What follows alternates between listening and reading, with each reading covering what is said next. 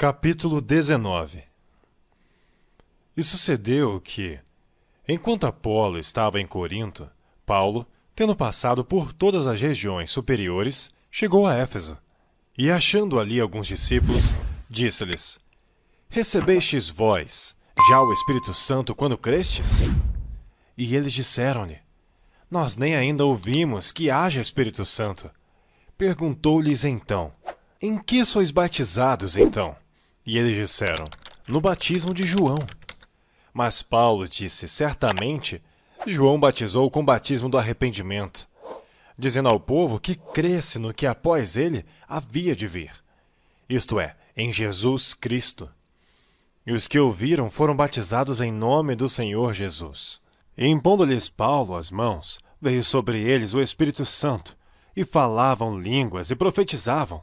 E estes eram, ao todo, uns 12 homens. E entrando na sinagoga, falou ousadamente por espaço de 3 meses, disputando e persuadindo-os acerca do reino de Deus. Mas como algum deles se endurecessem e não obedecessem, falando mal do caminho perante a multidão, retirou-se deles e separou os discípulos, disputando todos os dias na escola de um certo tirano. E durou isto por espaço de 2 anos, de tal maneira que todos os que habitavam na Ásia ouviram a palavra do Senhor Jesus, assim judeus como gregos. E Deus, pelas mãos de Paulo, fazia maravilhas extraordinárias. De sorte que até os lenços e aventais se levavam do seu corpo aos enfermos, e as enfermidades fugiam deles, e os espíritos malignos saíam.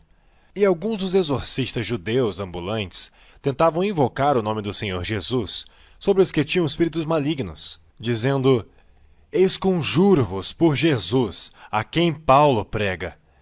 E os que faziam isto eram 7 filhos de Cefa, judeu principal dos sacerdotes. Respondendo, porém, o espírito maligno disse: Conheço a Jesus, e bem sei quem Paulo é.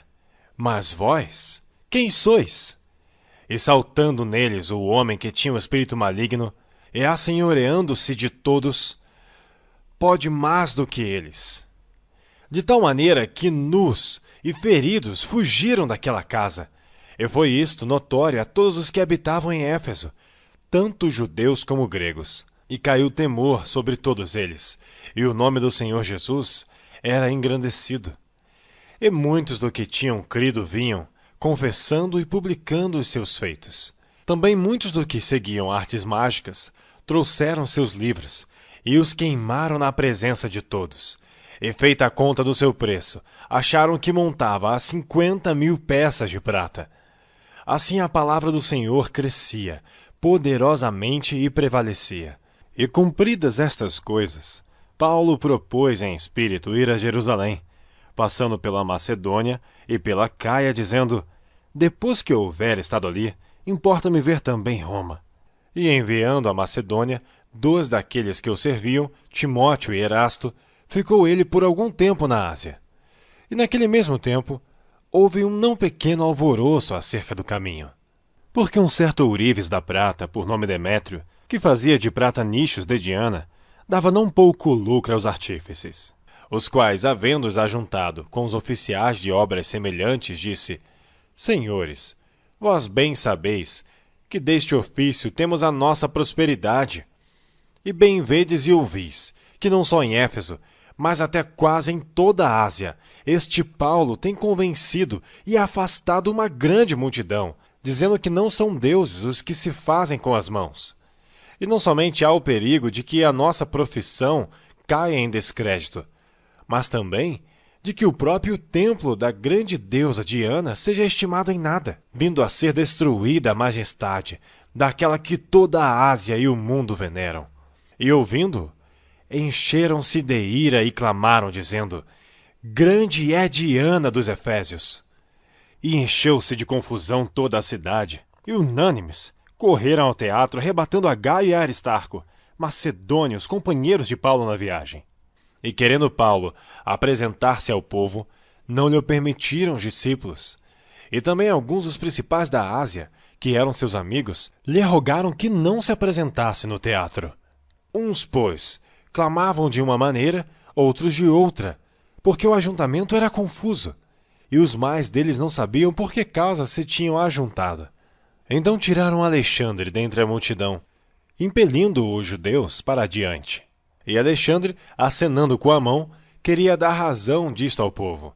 Mas quando conheceram que era judeu, todos unanimemente levantaram a voz, clamando por espaço de quase 2 horas. Grande é a Diana dos Efésios! Então, o escrivão da cidade, tendo apaziguado a multidão, disse: Homens efésios! Qual é o homem que não sabe que a cidade dos Efésios é a guardadora do templo da grande deusa Diana e da imagem que desceu de Júpiter? Ora, não podendo isto ser contraditado, convém que vos aplaqueis, e nada façais temerariamente. Porque estes homens que aqui trouxestes nem são sacrílegos, nem blasfemam da vossa deusa. Mas se Demétrio e os artífices que estão com ele têm alguma coisa contra alguém, há audiências e há procônsules que se acusem uns aos outros. E se alguma outra coisa demandais, averiguar-se-á em legítima assembleia. Na verdade, até corremos perigo de que por hoje sejamos acusados de sedição, não havendo causa alguma com que possamos justificar este concurso. E tendo dito isto, despediu a assembleia.